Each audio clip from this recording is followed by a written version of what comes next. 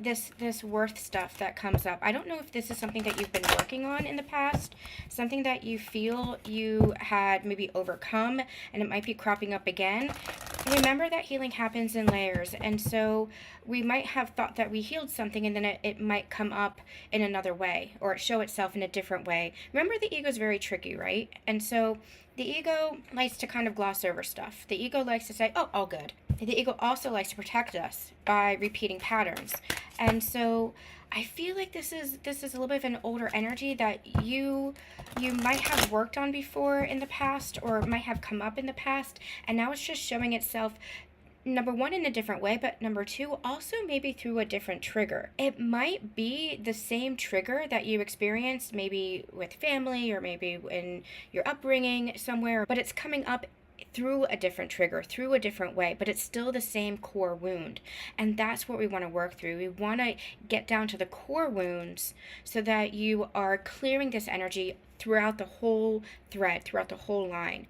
That's going to be the purpose of the deeper healing, is clearing it so that you are not attaching to it, so that you're not seeing it pop up in all these. It's like whack-a-mole is what they're giving me. You know, oh, it pops up in this way, let's clear this. Oh, it pops up this way, let's clear this. You want to actually just kind of unplug the game, right? You want to unplug it so that you're clearing that core wound completely. Check out, if you haven't already, I can't remember if I've ever recommended this to you before, in our Ascension Connections portal, check out the Healing and Harmony separation video. It is free. Check that out, because I feel like that might resonate with you, because that is the ultimate core wound.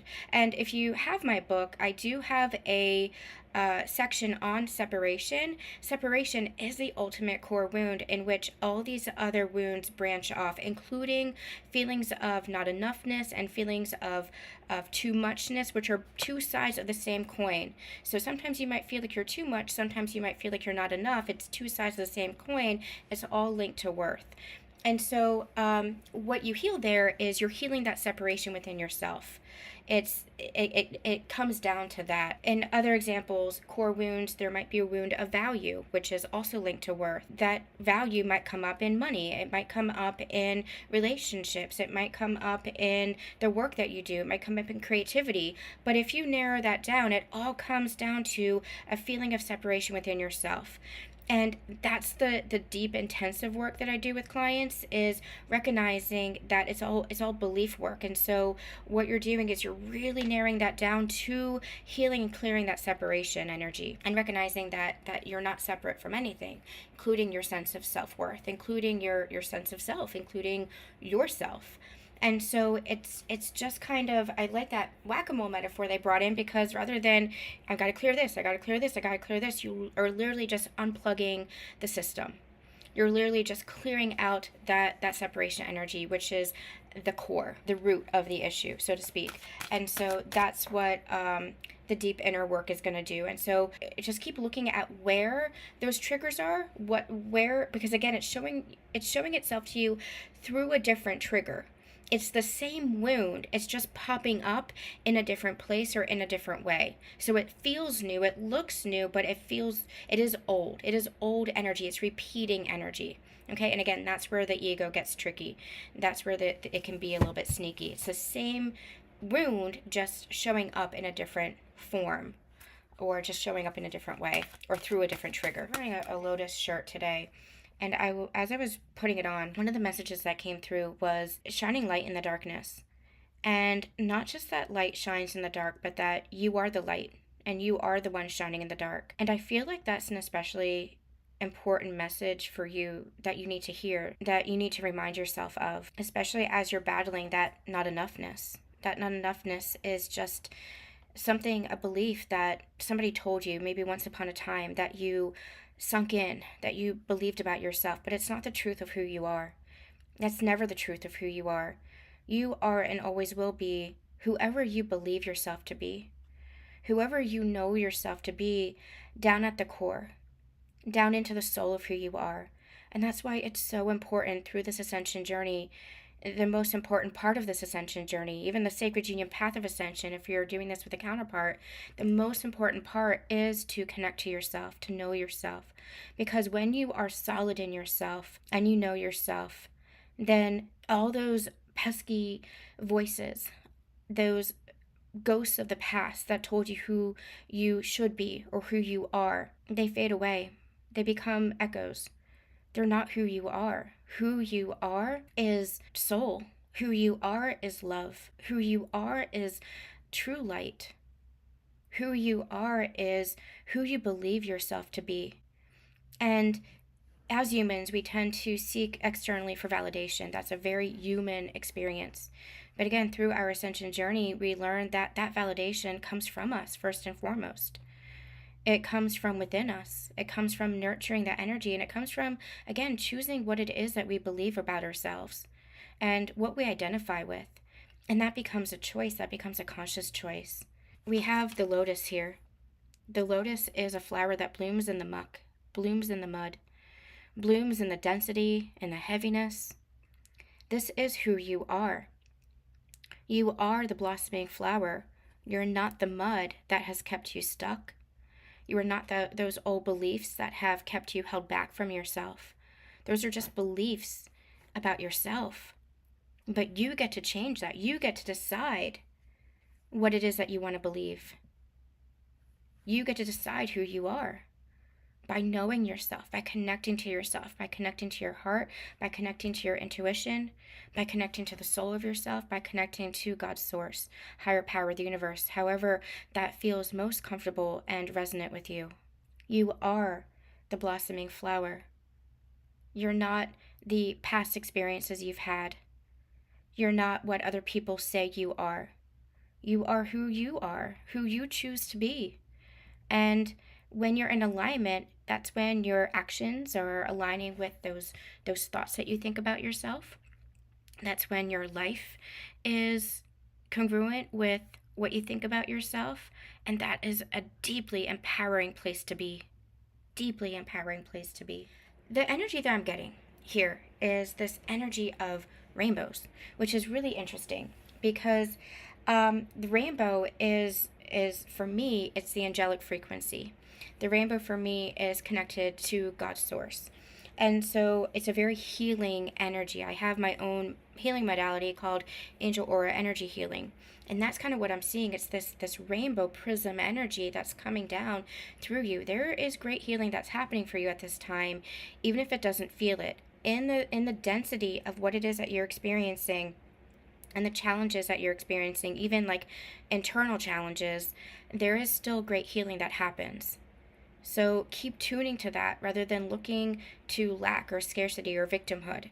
And I don't feel like you're in any of that.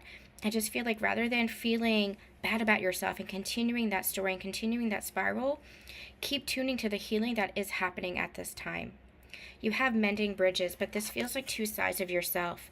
The side of yourself, the old side of yourself that maybe, other people once said that, whatever it was that they said, that just kind of stuck to you, that was deeply ingrained in you. Let's go back to the very beginning of your life.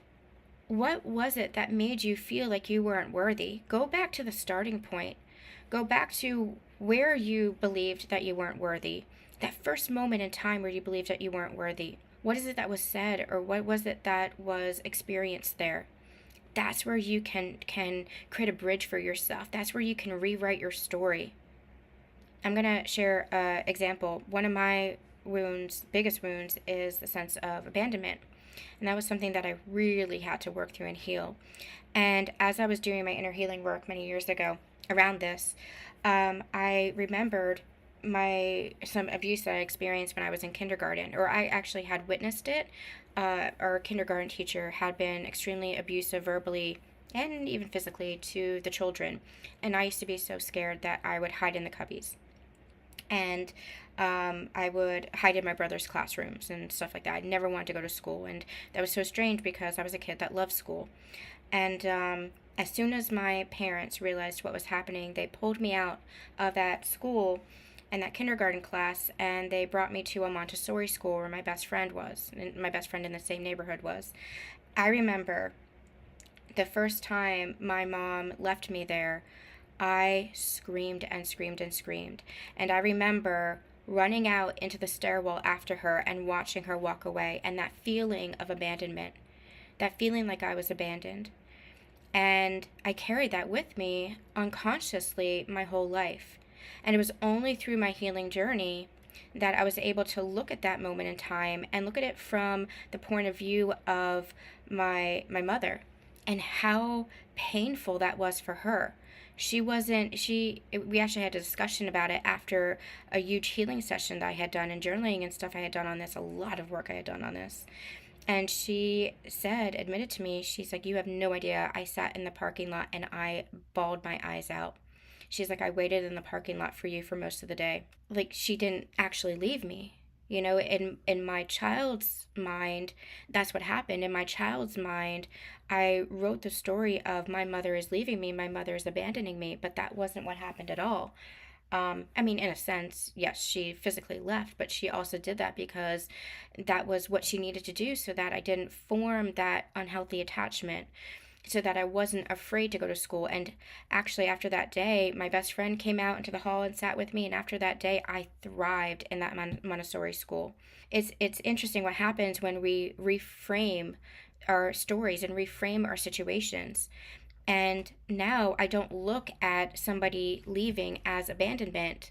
I can look at the bigger picture of what is actually happening. You know, even in situations where it very much is somebody abandoning me, I don't feel abandoned because I'm no longer abandoning myself. I'm no longer disconnecting myself. So I share that example because there is a great healing that is still happening here underneath the surface that you might not be entirely aware of, especially as you're feeling these emotions of feeling not enough and feeling unworthy. Go back to that point in time that this came up, but I would challenge you to even go further back and see if there were moments in childhood where that came up. Where is the first time that you can remember feeling not worthy? Where is the first time that you can remember feeling like you weren't enough? Where is a moment? I'm also hearing, where is a moment where you felt silenced, where you felt like you couldn't express yourself, where you felt like what you had to say or who you were didn't hold value, where you felt like you had to dim your light, because those are all threads of that core wound of worthiness. And again, those are all threads of the core wound, the main wound of separation. It all comes down to separation, where you believed what somebody was said, or you believed the way somebody was acting towards you, and you soaked it in and you like integrated it within yourself as a belief, and you carried that with you. And thus you disconnected from your true essence and from your true self. And that's what you're reclaiming through your ascension journey. And so this mending bridges feels like you are mending the parts of yourself where you disconnected from yourself. You're mending the parts of yourself where you fragmented, so to speak. I guess that's the best word for it, fractured or fragmented, that part of yourself. That's what this feels like, where you're reframing and rewriting the story so that you're saying, you know what? I've always been worthy. And just because other people don't see my worth doesn't mean that I'm lacking in that worth. I'm always worthy because that worth is something inherent to me. So start using affirmations like that too, as you're going through this healing. Start affirming for yourself your worth. You are your beliefs. You are who you choose to believe you are. You are who you choose to be. And so keep creating that new story for yourself. Okay, that's where you bring yourself out of that muck, out of that mud. That's where you are always that light that shines. And part of this trusting the intuition, number one, is the keyhole. You literally hold the key to this new world for yourself, to this new version of yourself. But also it's trusting in yourself, not in what other people say about you or to you or how other people act to you. It's trusting yourself and recognizing that my worth is it comes from me. It doesn't come from anybody outside of myself. With this starting fresh card, number one, it's the yin and the yang, two pieces of the whole, right? Coming together, locking together in that harmony. This is you building that bridge within yourself. And as you do that, it's literally a new sense of self, a new identity for yourself, if we want to call it that, because you're identifying with a new version of yourself. And that's what creates kind of like a new life for yourself. Healthier connections, healthier experiences, much more conscious connections and experiences, that which is reflective of this new belief. Your belief is the key. the beliefs that you hold are the key to unlocking that energy within you.